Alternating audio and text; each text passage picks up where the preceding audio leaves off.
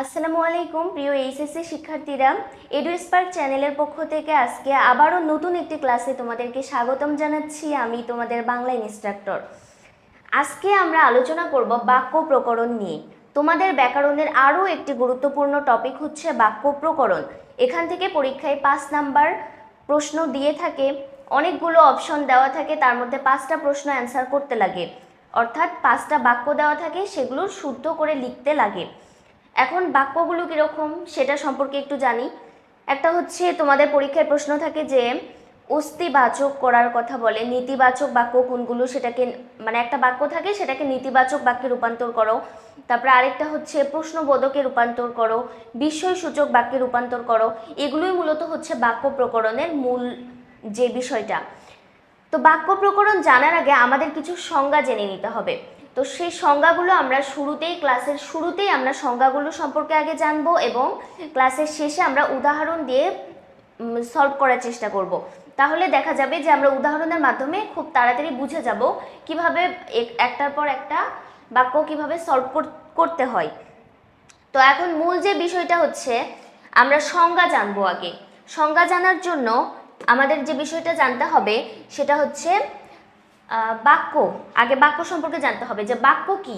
বাক্য সম্পর্কে আমরা এতদিন সবাই জেনে এসেছি, ছোট থেকে আমরা পড়ে এসেছি বাক্য আসলে কি। বাক্য হচ্ছে কয়েকটি অর্থবোধক শব্দের সমষ্টি, অর্থাৎ কয়েকটি অর্থবোধক শব্দর সমন্বয়ে যখন একটি পূর্ণাঙ্গ মনের ভাব প্রকাশ করা হয় তখন সেটাকে বলে বাক্য। তো বাক্যের যে বিষয়গুলো আমরা ইংলিশে জানি sentence, assertive, interrogative, optative, imperative, exclamatory, এগুলো হচ্ছে ইংলিশে সেন্টেন্স বলা হয়ে থাকে। আর বাংলায় হচ্ছে তোমার হ্যাঁ বোধক, অস্তিসূচক, নেতিবাচক, বিস্ময়সূচক, এগুলো হচ্ছে বাক্যের উদাহরণ। তো এইগুলোকেই আমরা মূলত কিভাবে নেতিবাচক বাক্যে রূপান্তর করা যায়, কিভাবে অস্তিবাচক বাক্যে রূপান্তর করা যায়, এই বিষয়গুলোই মূলত বাক্য প্রকরণের মূল বিষয়। এক কথায় তোমরা অ্যাডমিশন যারা দিবে তাদের ক্ষেত্রে এই সংজ্ঞাগুলো খুবই গুরুত্বপূর্ণ, যার মাধ্যমে তোমরা খুব ইজিলি বাক্য প্রকরণের বাক্যের রূপান্তরের বিষয়টা তোমরা ইজিলি সলভ করতে পারবে। কিন্তু যারা এইচএসসি দিবা তাদের জন্য মূল যে বিষয়টা সেটা হচ্ছে বাক্যর এই রূপান্তরটা, অর্থাৎ ওই অস্তিবাচক, নেতিবাচক, প্রশ্নসূচক, বিস্ময়সূচক। আর আরেকটি বিষয় হচ্ছে আমরা সবাই জেনে এসেছি যে আকাঙ্ক্ষা, আসক্তি, যোগ্যতা নামে কিছু কথা রয়েছে। তো আকাঙ্ক্ষা, আসক্তি, যোগ্যতা আর বাক্যের মধ্যে আবার আরও একটা বিষয় হচ্ছে যে কিছু কারণে আমাদের বাক্যের যোগ্যতার ভুল হয়ে থাকে, আকাঙ্ক্ষার ভুল হয়ে থাকে, কোন কারণে, এগুলোও মূলত পরীক্ষায় প্রশ্ন হয়ে থাকে। তো এই প্রত্যেকটা বিষয়েরই আজকে আমরা একদম A to Z আলোচনা করব এবং এক ক্লাসের মাধ্যমে আমরা পুরোটা সলভ করার চেষ্টা করব। তো চলো ফার্স্টে শুরু করা যাক। প্রথমে আমি একটা সংজ্ঞা দিয়েছি, দেখো, যে সুবিন্যস্ত পদসমষ্টি দ্বারা কোনো বিষয়ে বক্তার মনোভাব সম্পূর্ণরূপে প্রকাশিত হয় তাকে বাক্য বলে। বাক্য প্রকরণ পড়বো আর বাক্যর সংজ্ঞা পড়বো না, তা কখনো হয়? এই জন্য বাক্যের সংজ্ঞাটা আগে শুরুতে আমরা দেখে নিলাম। এবার বাক্যকে উদ্দেশ্য এবং বিধেয় নামে ভাগ করা হয়ে থাকে। এখন উদ্দেশ্য কি? উদ্দেশ্য বলতে বাক্যে যদি আমরা একটা উদাহরণ দিয়ে দেখি যে আমি বই পড়ি, আমি বই পড়ি, এখানে আমি হচ্ছে একজন ব্যক্তি, আমাকে উদ্দেশ্য করে একটা কথা বলা হয়েছে যে আমি বই পড়ি। এই যে আমাকে উদ্দেশ্য করে কথাটা বলা হলো, আমি হইলাম বাক্যের উদ্দেশ্য। এবং আমি কি করি? বই পড়ি। বই পড়ি, এই বই পড়ি হচ্ছে উদ্দেশ্যকে কেন্দ্র করে যখন কোনো কথা বলা হয় তখন সেটা হয় বিধেয়। এই যে আমি বই পড়ি, এই বই পড়ি আমাকে কেন্দ্র করে বলা হয়েছে, তাহলে এই বই পড়িটাই হচ্ছে বিধেয়, সেটাই মূলত এখানে বলা হয়েছে। বাক্যকে উদ্দেশ্য ও বিধেয় এই দুই অংশে ভাগ করা যায়। বাক্যে যাকে উদ্দেশ্য করে কিছু বলা হয় তাকে বলা হয় উদ্দেশ্য। যেমন দেখো, সুমন বল খেলে, এই বাক্যে সুমনকে উদ্দেশ্য করে কিছু বলা হচ্ছে। যেহেতু সুমনকে উদ্দেশ্য করে বলা হচ্ছে সেহেতু বাক্যের উদ্দেশ্য সম্পর্কে যা বলা হয় তাকে আবার বলে বিধেয়। তাহলে সুমনকে উদ্দেশ্য করে কিছু বলা হচ্ছে মানে সুমন হচ্ছে উদ্দেশ্য এবং আর হচ্ছে উদ্দেশ্যকে কেন্দ্র করে যা কিছু বলা হয় তাই হচ্ছে বিধেয়। বিধেয় অংশে সাধারণত ক্রিয়া থাকে। এই যে সুমন বল খেলে, খেলে কি একটি ক্রিয়াপদ, এর উদ্দেশ্য এবং বিধেয় অংশে, এই বিধেয় অংশে এই ক্রিয়াটাকে আমরা দেখতে পাই। এখানে বল খেলে অংশটি হচ্ছে বাক্যের বিধেয়। আমি আরেকটু বলার চেষ্টা করি।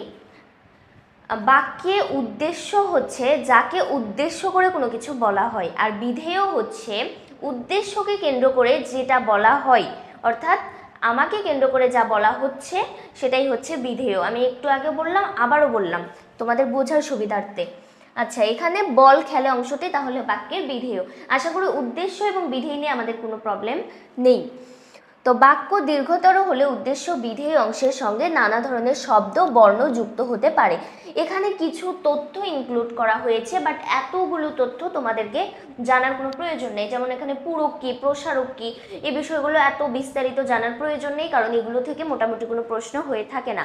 তোমাদের যে মেইন বিষয়টা নিয়ে প্রশ্ন হয়ে থাকে, আমরা শুধুমাত্র সেই বিষয়টাই জানার চেষ্টা করব। এখন মেইন যে বিষয়টা, যেটা থেকে প্রশ্ন আসবেই আসবে, আকাঙ্ক্ষা, আসক্তি এবং যোগ্যতা। এখন আমরা জানি যে আকাঙ্ক্ষা আসলে কি। আকাঙ্ক্ষা হচ্ছে যখন একটা বাক্য কেউ বলে অথবা কেউ যদি তাদের মনের ভাব প্রকাশ করে, তখন সে পুরো শব্দটি, পুরো বাক্যটি না বলে অর্ধেক কথা বলে রেখে দেয়। তাহলে আমাদের মনে প্রশ্ন জাগে যে তার পুরো কথাটা শোনার ইচ্ছা করে আমাদের, বা সে আসলে পুরো কথাটা কি বলতে চাচ্ছে সেটা আমাদের জানতে ইচ্ছা করে। এই যে এই কথাটা জানার জন্য আমাদের মনের মধ্যে যে আকাঙ্ক্ষা কাজ করে, এটাই হচ্ছে মূলত আকাঙ্ক্ষা। তো চলো আমরা উদাহরণের মাধ্যমে দেখি। দেখো, বাক্যের অর্থ পরিষ্কারভাবে বোঝার জন্য এক পদের পর অন্য পদ শোনার যে ইচ্ছা, তাই হচ্ছে আকাঙ্ক্ষা। যেমন আমি তোমাকে, এখানে ডট, অর্থাৎ আমি তোমাকে বলে থেমে গিয়েছে। আমি তোমাকে কি, এখানে নির্দিষ্ট করে কোনো কথা বলা হয়নি। এখন আমি তো জানি না এখানে আমি তোমাকে কি কি বলছে। তা আমি তোমাকে পুরো শব্দটা যখন বিশ্লেষণ করে বলবে বা পুরো শব্দটা যখন একসাথে বলবে, তখনই আকাঙ্ক্ষার আর কোনো প্রয়োজন পড়ে না। তো এই যে বাকি পদ শোনার যে ইচ্ছা, এটাই হচ্ছে আকাঙ্ক্ষা। এবার দেখো আসক্তি। আসক্তি এবং যোগ্যতার মধ্যে মোটামুটি দেখা যায় যে একটা ভুল মানে তৈরি হয়, কোনটা আসক্তি কোনটা যোগ্যতা অনেক সময় আমরা ভুলে যাই। তো এটা আমরা একটু মনে রাখার চেষ্টা করব। মনোভাব প্রকাশের জন্য বাক্যে শব্দগুলো এমনভাবে পরপর সাজাতে হবে যাতে মনোভাব প্রকাশ বাধাগ্রস্ত না হয়।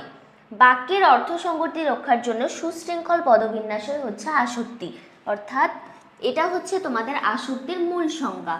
সুশৃঙ্খল পদবিন্যাস মানে কি আমরা বুঝেছি, একটা বাক্য গঠনের সময় যখন বাক্যের প্রত্যেকটি শব্দ পরপর শুদ্ধভাবে প্রয়োগ করা হয়ে থাকে, তখন বাক্যটার সুশৃঙ্খল বিন্যাস ঘটে। এটি হচ্ছে মূলত আসক্তি। যেমন আফিয়া লেখেন ভালো কবিতা, এই শব্দটা একটু শুনতে ত্রুটি মনে হচ্ছে, শব্দটার বাক্যটার মধ্যে একটু ত্রুটি লক্ষ্য করা যাচ্ছে। আফিয়া লেখেন ভালো কবিতা, এটা যদি আমরা লিখি যে আফিয়া ভালো কবিতা লেখেন, তাহলে শব্দটির অর্থাৎ বাক্যটির আমরা শুদ্ধ একটা মানে বিন্যাস দেখতে পাচ্ছি। এক কথায় আমরা যদি বলি আমি খাই ভাত, কেমন যেন শুনতে লাগছে কথাটা। আমি যদি বলি আমি ভাত খাই, তখন কথাটা শুনতে বেশি সুন্দর দেখায়।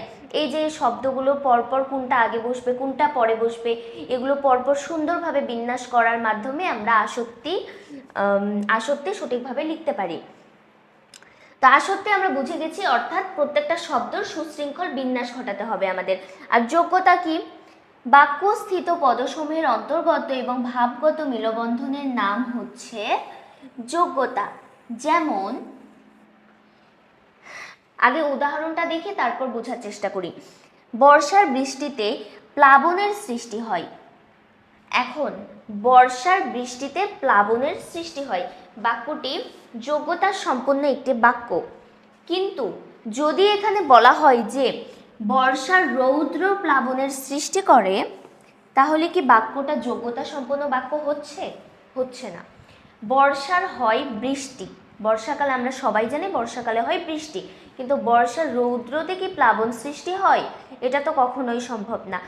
এই যে বাক্যর মধ্যে সঠিক যে শব্দের প্রয়োগটা, যেটা বাস্তবিক দিক থেকে চিন্তা করলে দেখা যায় সত্য, তো সেই শব্দের প্রয়োগগুলোই ঘটালেই সেটা হচ্ছে পুরোপুরি যোগ্যতা প্রকাশ পায় বাক্যটির। কিন্তু আমরা যদি বলি গরু আকাশে ওড়ে, গরু আকাশে ওড়ে, তাহলে কথাটা কেমন হয়? আকাশে ওড়ে পাখি, গরু ওড়ে না। এখানে গরুর জায়গায় আমরা যদি বলি পাখি আকাশে ওড়ে, তাহলে বাক্যটি যোগ্যতা সম্পন্ন হয়। এটাই হচ্ছে মূলত যোগ্যতা। তাহলে আমরা আকাঙ্ক্ষা, আসক্তি, যোগ্যতা তিনটা বিষয়ে পুরোপুরি আমাদের ধারণা ক্লিয়ার। উদ্দেশ্য বিধেয় সম্পর্কে আমাদের ধারণা মোটামুটি চলে এসেছে। আর এরপরে যখন আমরা উদাহরণগুলো এক এক করে দেখার চেষ্টা করব, তখন আমাদের মধ্যে আর কোনো কনফিউশন থাকবে না ইনশাল্লাহ। তো নেক্সট এখানে কি বলেছে দেখো, এখানে কিছু কারণে বাক্যের যোগ্যতার ভুল প্রয়োগ হয়ে থাকে। এই যোগ্যতার ভুল প্রয়োগ যে কারণগুলোর কারণে হয়, সে কারণগুলো আমরা একটু জানার চেষ্টা করব। ফার্স্টে দেখো, শব্দের যোগ্যতার সঙ্গে কয়েকটি বিষয় জড়িত থাকে, যেমন দুর্বোধ্যতা, দুর্বোধ্যতা, বচনের ভুল প্রয়োগ, বাহুল্য দোষ, বাগধারার শব্দ পরিবর্তন, গুরুচণ্ডালী দোষ। এই দোষগুলোর কারণে যোগ্যতার ভুল প্রয়োগ ঘটে থাকে। তো দুর্বোধ্যতা দেখো, অপ্রচলিত দুর্বোধ্য শব্দ ব্যবহার করলে বাক্যের যোগ্যতা বিনষ্ট হয়। যেমন তুমি আমার সাথে প্রপঞ্চ করেছো, তুমি আমার সাথে প্রপঞ্চ করেছো কথাটা একটু শুনতে অন্যমতো মনে হচ্ছে, তো এটা দুর্বোধ্যতার কারণে যোগ্যতার ভুল প্রয়োগ হয়েছে। প্রপঞ্চ অর্থ কি? চাতুরি করা, তুমি আমার সাথে চাতুরি করেছো কথাটা, চাতুরি মানে কি? চতুরতা। তো তুমি আমার সাথে চাতুরি করেছো ঠিক আছে, বাট প্রপঞ্চ করেছো কথাটা একটু অতিরিক্ত মানে একটা দুর্বোধ্য বাহুল্য একটা প্রয়োগ দেখা যাচ্ছে, তো এই কারণে এটা মূলত দুর্বোধ্য ভুল বলা হয়ে থাকে। তো উপমার ভুল প্রয়োগ, নেক্সট হচ্ছে কি? উপমার ভুল প্রয়োগ। ঠিকভাবে উপমা ব্যবহার না করলে বাক্যের যোগ্যতা হারায়। যেমন আমার হৃদয় মন্দিরে আসার বীজ উক্ত হলো, বীজ খেতে বপন করা হয়, মন্দিরে নয়। এটা বলার মূল কারণ হচ্ছে আমরা এসব প্রত্যহিক জীবনে আমরা অনেক উদাহরণ ব্যবহার করি, অনেক বাক্য ব্যবহার করি, অনেক বাগধারার প্রয়োগ ঘটাই, অনেক কিছু আর কি ব্যবহার করি। তো এটার মেইন যে বিষয়টা হচ্ছে বীজ উক্ত হওয়ার যে কথাটা বলা হয়েছে, বীজ আসলে কোথায় উক্ত হয়? মাটিতে, মাটিতে বীজ উক্ত হয়। কিন্তু হৃদয় মন্দিরে বীজ উক্ত হয় কথাটা যদিও একটি বাগধারার প্রয়োগ বা একটি হচ্ছে তোমার প্রবাদ বলে থাকো, কিন্তু বাস্তবিক দিক থেকে চিন্তা করলে বীজটা আসলে ক্ষেতেই রোপণ করা হয় এবং ক্ষেত থেকেই উক্ত হয়, কিন্তু হৃদয় মন্দিরে সেটা হয় না। এটাকেই মূলত বলা হয় উপমার ভুল প্রয়োগ। আর এই বাক্যটি একটা উপমা হিসেবে ব্যবহার করা হয়েছে। বচনের ভুল প্রয়োগ, বচন বলতে কি আমরা জানি এক বচন, দ্বিবচন, আমরা বচন সম্পর্কে জানি। এখন বচনের ভুল প্রয়োগ বলতে একটার জায়গায় অতিরিক্ত আরো একটা কোনো কিছু যোগ করা। যেমন একজন মানুষ, সেখানে তোমরা যদি বলো যে, আচ্ছা দাঁড়াও আমরা একটু দেখার চেষ্টা করি, সংজ্ঞাটা পড়ার চেষ্টা করি, তাহলে তোমাদের ক্ষেত্রে একটু সুবিধা হবে। তো একটি বাংলা বাক্যে বহু বচন বোধক শব্দ থাকবে একটি, একটা বাংলা বাক্যে বহু বচন থাকবে একটি। একের বেশি বহু বচন ব্যবহার করলে বাক্য যোগ্যতা হারাবে। যেমন আমি বলি সব আলেমগণ সবাই উপস্থিত থাকবেন, এখানে বলা হয়েছে সব এবং আলেমগণ, আলেমগণ সব, এগুলো কি? বচন, বচন নির্দেশ করছে। তো আমরা একই সাথে আলেমগণ বলেছি, আলেমগণ মানে কি? অনেকজন আলেমের সমষ্টি এখানে বলা হয়েছে। আলেমগণ আমরা বলেছি, এর আগে আবার সব আলেমগণ বলেছি, তো সব আবার আলেমগণ দুইটা শব্দ একই সাথে, অর্থাৎ এখানে বহু বচন ব্যবহার করা হয়েছে দুইটা। বাক্যে বচন ব্যবহার হবে কয়টা? একটা। কিন্তু এই দুইটা যদি আমরা না বলি, আমরা যদি শুধু বলি যে আলেমগণ সবাই উপস্থিত থাকবেন, তাহলে বাক্যটি শুদ্ধ হবে। অথবা যদি আমরা বলি যে সব, যদি না বলে আমরা জাস্ট এখানে বলতেই হবে তোমাদের আলেমগণ সবাই উপস্থিত থাকবেন, সব ব্যবহার করা যাবে না। অথবা তোমরা বলতে পারো যে সব আলেম সবাই উপস্থিত থাকবেন, এই যেখানে দেখো বলা হয়েছে সব আলেম সবাই উপস্থিত থাকবেন। আচ্ছা, এর পরবর্তী যেটা হচ্ছে সেটা হচ্ছে যে বাহুল্য দোষ। বাহুল্য, প্রয়োজনের অতিরিক্ত শব্দ ব্যবহারে বাহুল্য দোষ ঘটে এবং এর ফলে বাক্যের যোগ্যতা হারায়। যেমন তৎকালীন সময়ে, শুধুমাত্র অশ্রুর জল। প্রয়োজনের অতিরিক্ত শব্দ, শুধু শব্দটি ব্যবহার করেছি, এর সাথে একই সাথে মাত্র শব্দটি ব্যবহার করেছে। আমরা এরকম ব্যবহার না করে আমরা হয় বাক্যে শুধু শব্দ ব্যবহার করব অথবা মাত্র শব্দ ব্যবহার করব, কারণ দুইটার অর্থই হচ্ছে সেম। পরবর্তীতে দেখো, বাগধারার শব্দ পরিবর্তনের কথা বলা হয়েছে। বাগধারা মানে কি আমরা জানি, বাগধারা আসলে কি? বাগধারার শব্দ পরিবর্তন করলে বাক্যের যোগ্যতা হারায়। অরণ্যে রোদন, অরণ্যে রোদন কি অর্থ? কি নিষ্ফল আবেদন। এর স্থলে যদি বলা হয় বনে ক্রন্দন, তাহলে বাক্যের যোগ্যতা হারায়, অর্থাৎ বাগধারার প্রয়োগ ঘটালে সঠিক বাগধারাটাই আমাদের লিখতে হবে। উল্টো পাল্টা লিখলে আমাদের বাক্যের যোগ্যতা নষ্ট হয়ে যাবে। লাস্টে হচ্ছে গুরুচণ্ডালী দোষ। গুরুচণ্ডালী মানে কি? সাধু চলিতের ব্যবহার, একই সাথে সাধু এবং একই সাথে চলিতের ব্যবহার, তাহলে কি হবে? জগা খিচুড়ি ব্যাপার হবে। আচ্ছা যাই হোক, গুরুচণ্ডালীতে আমরা এই দোষটা হয় মূলত আমরা একটা বাক্য লিখছি বা একটা অনুচ্ছেদ লিখছি, সেখানে আমরা হয় লিখছি সাধু ভাষায়, নয় লিখছি চলিত ভাষায়, যখন যেটা মন চাচ্ছে তখন সেটা লিখে দিচ্ছি, কিন্তু এটা আসলে একটা সঠিক তথ্য বা সঠিক অনুচ্ছেদ তৈরি হচ্ছে না। আমরা যদি শুধুমাত্র সাধু ভাষায় লিখতে চাই আমরা সাধু ভাষায় লিখব, যদি মনে হয় আমরা চলিত ভাষায় লিখব তাহলে আমরা চলিত ভাষায় লিখব। এক কথায় আমরা দুটো মিক্সড করব না। তো তৎসম শব্দের সঙ্গে দেশীয় শব্দের প্রয়োগ কখনো কখনো গুরুচণ্ডালীর দোষ সৃষ্টি করে। যেমন গরুর গাড়ি, শবদাহ, মরা পোড়া প্রভৃতি স্থলে যথাক্রমে আমরা যদি ব্যবহার করি গরুর শকট, গরুর শকট হয় না, গরুর গাড়ি হবে। তৎসম শব্দ ব্যবহার করা হয়েছে এখানে। শব পোড়া, মরা দাহ প্রভৃতি ব্যবহার গুরুচণ্ডালীর দোষ সৃষ্টি করে। এছাড়াও আরও কিছু প্রয়োগ ঘটায় যার কারণে যোগ্যতা হারায় বাক্য, সেটা হচ্ছে বানানের ভুল, বিরাম চিহ্নের ভুল, মাত্রার ব্যবহারজনিত ভুল, শব্দের প্রয়োগজনিত ভুল। এই ভুলগুলোর কারণে মূলত যোগ্যতা হারায় বাক্য।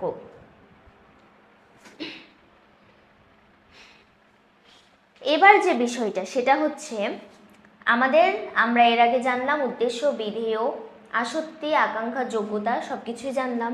এবার বাক্যের যে মেইন বিষয় সেটা হচ্ছে সরল বাক্য, যৌগিক বাক্য এবং জটিল বাক্য। ইংরেজিতে যেটাকে আমরা বলে থাকি সিম্পল, কমপ্লেক্স, কম্পাউন্ড।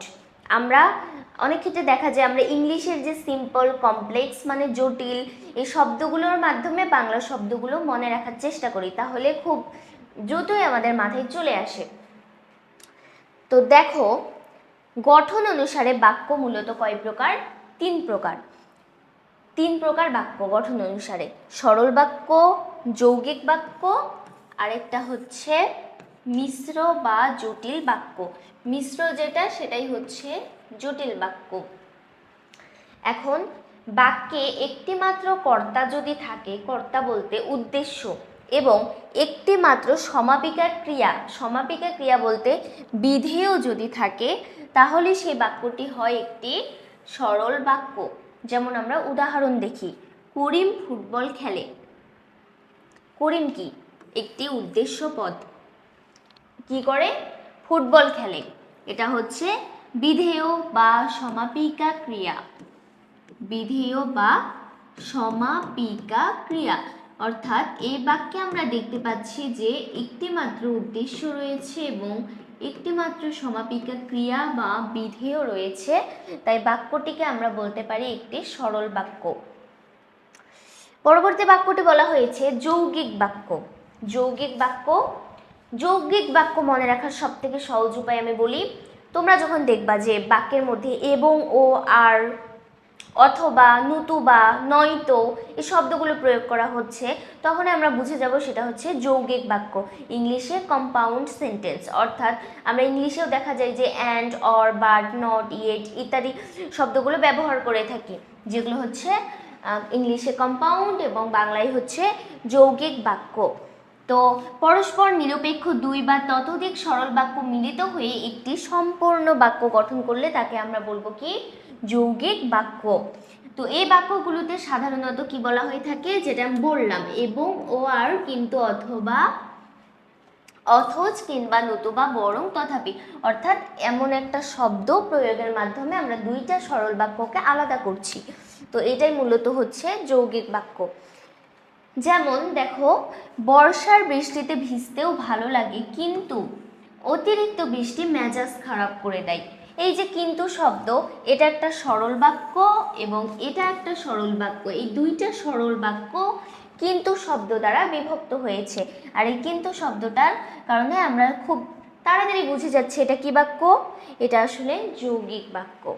ওকে, তারপরে দেখো মিশ্র বা জটিল। মিশ্র বা জটিল, মিশ্র বলতেই কিন্তু জটিল বুঝাই। তোমরা আবার মিশ্র বলতে যৌগিক বাক্য বুঝাই এরকম ভুল করো না কখনো। মিশ্র জটিল হচ্ছে সেম। তো যে বাক্যে একটি প্রধান খণ্ড বাক্যের এক বা একাধিক আশ্রিত বাক্য পরস্পর সাপেক্ষভাবে ব্যবহৃত হয় তাকে মিশ্র বা জটিল বাক্য বলে। মাথার উপর দিয়ে গেল, সংজ্ঞাটা মাথার উপর দিয়ে গেল, এত কিছু মনে রাখার দরকার নেই। আমরা একটা শব্দ জানি সাপেক্ষ। সাপেক্ষ মানে কি? যা তা, যেন তেন, এই শব্দগুলো আমরা শুনে এসেছি, এই শব্দগুলোর সাথে আমরা পরিচিত। তো আমরা যখনই দেখব যে যেন তেন, যা তা এই শব্দগুলোর মাধ্যমে কোনো একটি বাক্য গঠন করা হচ্ছে, তখন সেটাই মূলত জটিল বাক্য বা মিশ্র বাক্য। ইংলিশে আমরা যেটাকে বলি কমপ্লেক্স সেন্টেন্স। তো আমরা উদাহরণ দেখব। তার আগে দেখো, এই যে সে, যিনি তিনি, যদি তাহলে, যখন তখন, যথা তথা ইত্যাদি ব্যবহৃত হয়। উদাহরণ, যদি তুমি আমাকে একটু ভালোবাসতে তাহলে আমি তোমাকে জীবনটাই দিয়ে দিতাম। তাহলে একটা শর্ত কিন্তু এখানে বোঝানো, মানে আমরা একটা শর্ত প্রয়োগ ঘটানো হয়েছে সেটা দেখতে পাচ্ছি। যদি আমাকে একটু ভালোবাসতে তাহলে আমি তোমাকে জীবনটাই দিয়ে দিতাম। এই যদি তাহলে শব্দের মাধ্যমে আমরা খুব ইজিলি আইডেন্টিফাই করতে পারি যে এটা একটি জটিল বাক্য। তো আমরা বাক্যর মোটামুটি যে সংজ্ঞাগুলো ছিল সেগুলো উদাহরণও আমরা দেখেছি। আমরা সেই সংজ্ঞাগুলো সম্পর্কে এখন অবগত আছি। এখন আমরা বিগত বছরের যে প্রশ্নগুলো পরীক্ষায় এসেছিল, তোমরা একটু বিগত বছরের প্রশ্নগুলো সেভাবেই সলভ করার চেষ্টা করবে এবং আমি তোমাদের অনেকগুলো প্রশ্ন সলভ করে দেওয়ার চেষ্টা করব। তোমরা আমার সাথে সাথে পুরো ক্লাসটি দেখবে, তাহলে তোমরা এই ক্লাসের মাধ্যমে দেখা যাবে যে পড়াই কমপ্লিট হয়ে গেছে। আর আমাদের এক্সট্রা করে আর কোনো কিছু পড়া লাগতেছে না, ডিরেক্ট পরীক্ষায় গিয়ে আমরা বসবো আর ইজিলি আমরা সব কিছু কমন পেয়ে যাব। বাক্যর প্রকরণের যেখান থেকে প্রশ্ন দেওয়া হোক না কেন, আমরা ওই নিয়মগুলো, এক কথায় আজকের এই ক্লাসের উদাহরণগুলো যদি আমরা একটু সলভ করতে পারি, তাহলে যেখান থেকে দিক না কেন আমরা খুব তাড়াতাড়ি সবগুলোর অ্যান্সার করে নিতে পারবো। তো দেখো উদাহরণগুলো একটু। ফার্স্টে দেখো, অনুষ্ঠানটি আমি উপস্থাপনা করব। এটা কি? একটি বাক্য। এই বাক্যটিকে কি বলেছে? নীতিবাচক বাক্যে রূপান্তর করতে বলা হয়েছে। অনুষ্ঠানটি আমি উপস্থাপনা করব, এটা তোমাদেরকে একটু বোঝাই বলি। নীতিবাচক বাক্যে যেহেতু রূপান্তর করছে, সেহেতু আমাদের অবশ্যই এখানে একটি না বোধক শব্দের প্রয়োগ ঘটাতে হবে। অর্থাৎ আমরা এই বাক্যটির মধ্যে কোনো নেতিবাচক রূপ আমরা দেখতে পাচ্ছি না, কিন্তু যখন এটাকে আমরা বাক্য রূপান্তর করব তখন এখানে আমাদের নেতিবাচক রূপের প্রয়োগ ঘটাতেই হবে, মাস্ট। তো অনুষ্ঠানটি আমি উপস্থাপনা না করে পারবো না। এক কথায় এই বাক্যতে যে কথাটি বলা হয়েছে এই ভাবটাই ঠিক ওখানে প্রকাশ পাবে, কিন্তু নেতিবাচক হয়ে। আশা করি বুঝতে পারছো, উদাহরণটা দেখেই বুঝতে পেরেছো আশা করি। আচ্ছা, অনুষ্ঠানটা আমি উপস্থাপনা না করে পারবো না। ওকে, এরপর দেখো, অনুগ্রহ করে সব খুলে বলুন। এ বাক্যটিকে যৌগিক বাক্যে রূপান্তর করতে বলা হয়েছে। যৌগিক বাক্য কিরকম? ওই যে এবং, ও, আর, অথবা, নতুবা এই শব্দগুলোর প্রয়োগ আমাদেরকে ঘটাতে হবে। অনুগ্রহ করুন এবং সব খুলে বলুন, এবং শব্দটির মাধ্যমে দুইটা সরল বাক্যকে আলাদা করা হয়েছে, যেটা মূলত যৌগিক বাক্য। আমাদের দেশ সুন্দরভাবে এগিয়ে যাচ্ছে, এটাকে বিস্ময়সূচক বাক্যে রূপান্তর করতে বলেছে। বিস্ময়সূচক মানে কি? একটু বিস্ময়কর কিছু, মানে আমরা অবাক হয়ে যাব এরকম কিছু। তো বিস্ময়সূচকের ক্ষেত্রে আমরা বিস্ময়সূচক চিহ্ন তো অবশ্যই ব্যবহার করব। তো এটাকে যদি আমরা দেখি, আমাদের দেশ কি সুন্দরভাবে এগিয়ে যাচ্ছে, আমাদের দেশ কি সুন্দরভাবে এগিয়ে যাচ্ছে, মানে এই শব্দটার মাধ্যমে আমরা একটা বিস্ময়কর ভাব প্রকাশ করেছি। দেখো, আর এখানে তো বিস্ময়সূচক চিহ্ন ইউজ করতেই হবে। এরপরেরটাও যৌগিক বাক্যে রূপান্তর করতে বলেছে। আমরা স্টেশনে পৌঁছলে খবর পেলাম ট্রেন ছেড়ে চলে গেছে। এটাকে যদি যৌগিক রূপান্তর করে আবার আমাদের একইভাবে এবং ও আর এই শব্দগুলোর মাধ্যমে দুইটা সরল বাক্যকে আলাদা করতে হবে। তাহলে আমরা স্টেশনে পৌঁছলাম এবং খবর পেলাম ট্রেন ছেড়ে চলে গেছে। এরপরে আমার নিবাস নাই, এটাকে জটিল বাক্যে রূপান্তর করতে বলা হয়েছে। জটিল যা মিশ্রতা, জটিল যা মিশ্রতা। তাহলে যাকে নিবাস বলে তা আমার নেই। এই যে যা যা তা শব্দ প্রয়োগ ঘটানো হয়েছে। আমি অগ্রাহ্য করিলাম না, এটা কি বলেছে? অস্তিবাচক বাক্যে রূপান্তর করেছে। অর্থাৎ অস্তিবাচক মানে হ্যাঁ বোধক একটা পজিটিভ ধারণা দিবে এই বাক্যের মাধ্যমে। আমি অগ্রাহ্য করিলাম, এই নাটাকে উঠিয়ে আমরা এটাকে একটি পজিটিভ ধারণা দিয়েছি। আমি অগ্রাহ্য করিলাম। আমরা পৌঁছে খবর পেলাম জাহাজ ছেড়ে চলে গেছে, এটাকেও জটিল বাক্যে রূপান্তর করতে বলা হয়েছে। জটিল বাক্য মানে কি? যখন তখন যা তা এই শব্দগুলো আমরা প্রয়োগ ঘটাবো। তো যখন আমরা পৌঁছলাম তখন খবর পেলাম জাহাজ ছেড়ে চলে গেছে। এই যে যখন এবং তখন শব্দের প্রয়োগ ঘটেছে এখানে, এর মাধ্যমে আমরা বুঝে যাচ্ছি যে এটি একটি জটিল বাক্য। এরপর দেখো, আমি আশা ছাড়িলাম না, এটাকে অস্তিবাচক বাক্যে রূপান্তর করতে বলেছে। ছাড়িলাম না নেগেটিভ, কিন্তু অস্তিবাচকে করলে আমি আশা ধরিয়ে রাখিলাম। এর পরেরটা দেখি আমরা। পরেরটা দেখো, আশেপাশে কোনো শব্দ নেই, এটাকে অস্তিবাচক বাক্যে রূপান্তর করতে বলা হয়েছে। শব্দ নেই, এই নেই শব্দটি থাকবে না এবং একইভাবে এই শব্দটির একটি হ্যাঁবোধক রূপ আমাদের প্রকাশ করতে হবে। আশপাশ একেবারেই শব্দহীন। এরপর দেখো, আইন মেনে চলা উচিত, এটাকে অনুজ্ঞাবাচক। যখনই আমরা দেখব যে কোনো কিছু করা উচিত বা অনুজ্ঞাবাচক রূপান্তর করতে বলছে, তখন আমরা খুব একটা জিনিস মাথায় রাখার চেষ্টা করব যে এখানে একটা আদেশ প্রকাশ করেছে বা উপদেশ প্রকাশ করেছে, আমরা তখন সেটাকে আইন মেনে চলো, একটা আদেশ সূচক বা উপদেশ সূচক একটা বাক্য বলে দিব। আইন মেনে চলা উচিত, অনুজ্ঞাবাচক বলেছে মানে আইন মেনে চলো। আমরা এইভাবে বাক্যগুলো সমাধান করার চেষ্টা করব। আমি বড় কষ্টে শিক্ষা লাভ করেছি, এটাকে যৌগিক বাক্যে রূপান্তর করতে বলেছে। আমি বড় কষ্ট করেছি এবং শিক্ষা লাভ করেছি, এই এবং শব্দ আমাদের যৌগিক বাক্যে রূপান্তর করতে সাহায্য করেছে। আমার কেনা বইটি খুব দামি, এটাকে জটিলে রূপান্তর করো।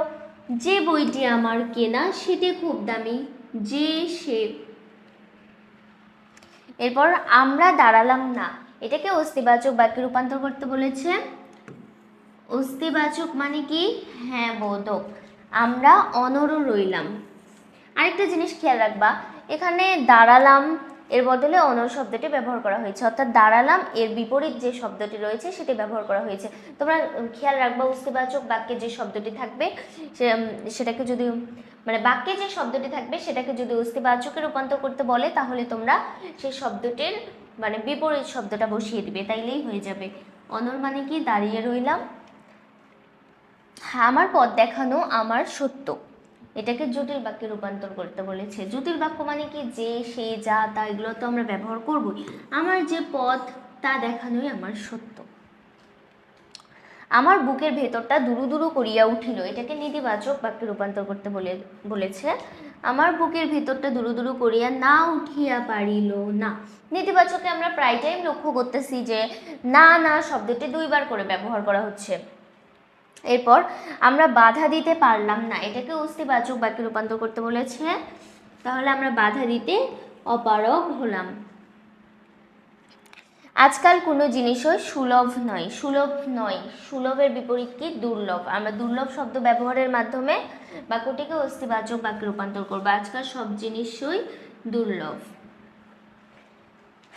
ওকে, এগুলো আসলে বিগত বছরের প্রশ্ন। আমরা এখানে বোর্ড উল্লেখ করিনি, কারণ জায়গা সীমিত, আর বড় করে বোল্ড করে তোমাদেরকে দেখানোর জন্যই বাক্যগুলো বড় বড় করে লেখার চেষ্টা করেছি।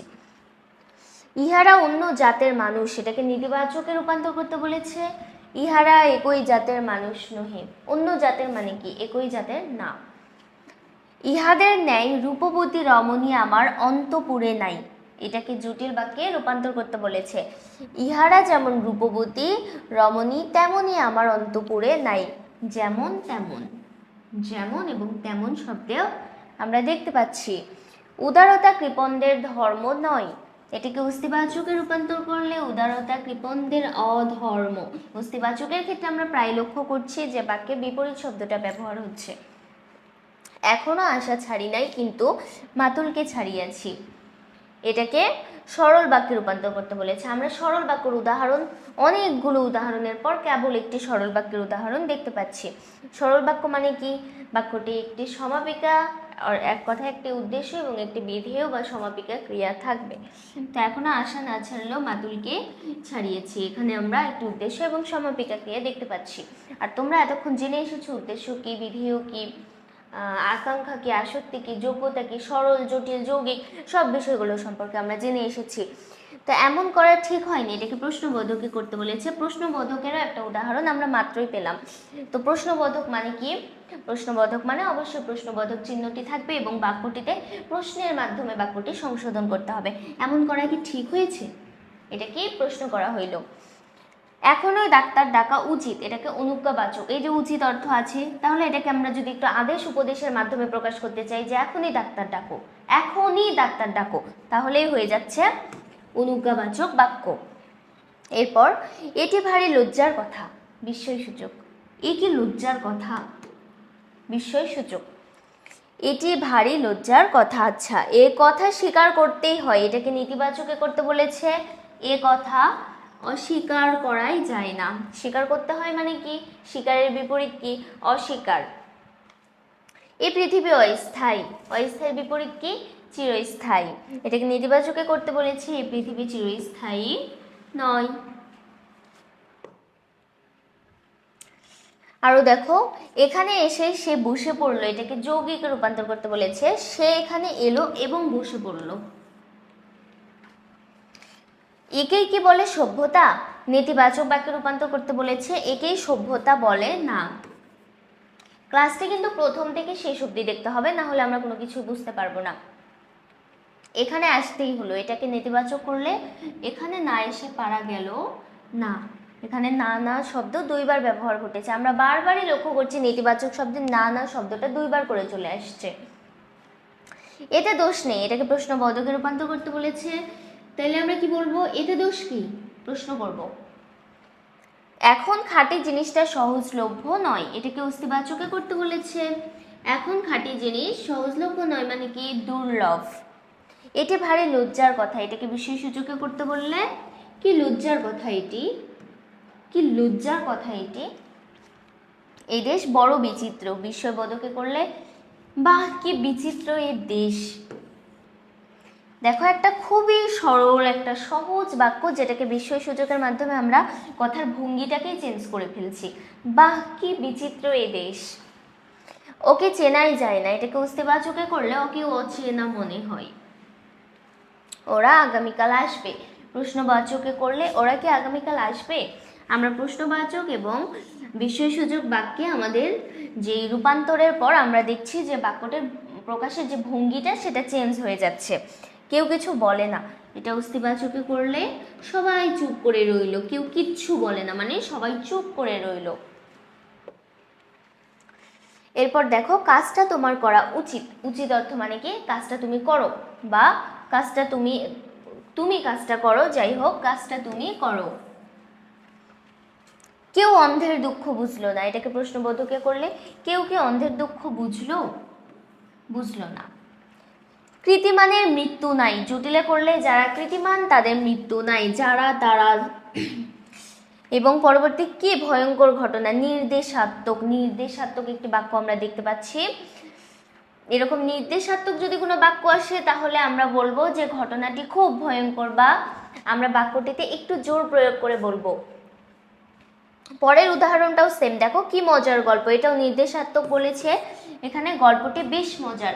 এখানে দেখো খুব এবং মজার শব্দটি দুটোই মাধ্যমে আমরা বুঝতে পারছি যে বাক্যটিতে একটু জোর প্রয়োগ করা হয়েছে। জোর প্রয়োগ করে বাক্যটি আরও বেশি করে প্রকাশ করা হয়েছে আর কি। কাজ না করলে চলে যাও, এটাকে যৌগিকে করে কাজ করো না হয় চলে যাও, কাজ করো না হয় চলে যাও। আচ্ছা, গভর্নমেন্ট বাড়িটা রিকুইজিশন করেছে। প্রশ্নবাচক শব্দে গভর্নমেন্ট কি বাড়িটা রিকুইজিশন করেনি? চুপ করো, নির্দেশাত্মক বাক্য, কথা বলো না। চুপ করো, কথা বলো না। নির্দেশাত্মক খুব কমই চলে আসে, তারপরেও তোমরা বুঝে নিবা, জেনে রাখবা, কারণ চলে আসে, হুট করে চলে আসলে তখন তো কিছু করার নেই। চরিত্রহীন লোক পশুর চেয়েও অধম, এটাকে জটিল বাক্যে রূপান্তর করলে যে লোক চরিত্রহীন সে পশুর চেয়েও অধম, যে সে। আরেকটা বিষয়, ছি এ তো ভারী লজ্জার কথা, এটাকে যদি আমরা বিষয় সূচকে করি তো ছি কি লজ্জার কথা এটি। আরও অনেক উদাহরণ রয়েছে, আর মোটামুটি সবগুলোই তোমাদের দেখা যায় যে অস্তিবাচক, নেতিবাচক, সরল, জটিল, যৌগিক। আমি তোমাদেরকে কয়েকটি বলি, এগুলো তোমরা একটু নোট করো। সরল, জটিল, যৌগিক, অস্তিবাচক, নেতিবাচক, প্রশ্নবাচক, বিস্ময়সূচক, নির্দেশাত্মক, অনুজ্ঞাবাচক। এই যে নয়টির কথা আমি বললাম, এই 9টি তোমাদের পরীক্ষায় চলে আসবে। তোমরা যে বোর্ডেরই হও না কেন, তোমরা এই 9টি বারবার প্র্যাকটিস করবা, এই 9টির মধ্যে 5টি তোমরা ইজিলি কমন পেয়ে যাবা। তো আরও অনেক অনেক উদাহরণ রয়েছে, যেগুলোর অ্যান্সার সহ আমরা দিয়ে দেবো স্লাইডে, অবশ্যই দিয়ে দেওয়ার চেষ্টা করব। তোমরা অবশ্যই স্লাইড চেক করে নিবা, ডেসক্রিপশনে থাকবে। আর তোমাদের এতগুলো উদাহরণ তো এই মুহূর্তে করানো সম্ভব হচ্ছে না, তখন ক্লাসের দেখা যাবে যে লেন্থ অনেক বেড়ে যাচ্ছে, তখন তোমাদের কাছে একটু বোরিং লাগবে। তো তোমরা এই ক্লাসটা, আশা করছি যে তোমরা পুরো ক্লাসটি এই অবধি এসেছো, এবং যারা যারা ক্লাসটি এই অবধি দেখেছো তাদেরকে অসংখ্য ধন্যবাদ। আর তোমরা পরবর্তীতে আরও কোন ভিডিও দেখতে চাচ্ছ অবশ্যই আমাদের কমেন্ট করে জানাবে। আমরা বাংলার যে বিষয়টা, এই বিষয়টা আমরা একটু মজা নিয়ে, একটু আনন্দ নিয়ে পড়ার চেষ্টা করব, এবং বেশি জটিল কোনো সংজ্ঞা বা জটিল কোনো কিছু আমরা বুঝবো না। আমরা সবসময় চেষ্টা করব খুবই সংক্ষেপে সুন্দরভাবে বাংলাটাকে সংশোধন করা, তাহলে দেখা যাবে বাংলা আমাদের খুবই প্রিয় একটি সাবজেক্টের মধ্যে চলে এসেছে। এবং আমি মনে করি যে বাংলা প্রায় সকলেরই একটি প্রিয় সাবজেক্ট। তো যাই হোক, ভিডিওটা দেখার জন্য তো ধন্যবাদ দিয়েছি, আবারও তোমাদেরকে ধন্যবাদ। তো ততক্ষণ ভালো থেকো, সুস্থ থেকো, আসসালামু আলাইকুম।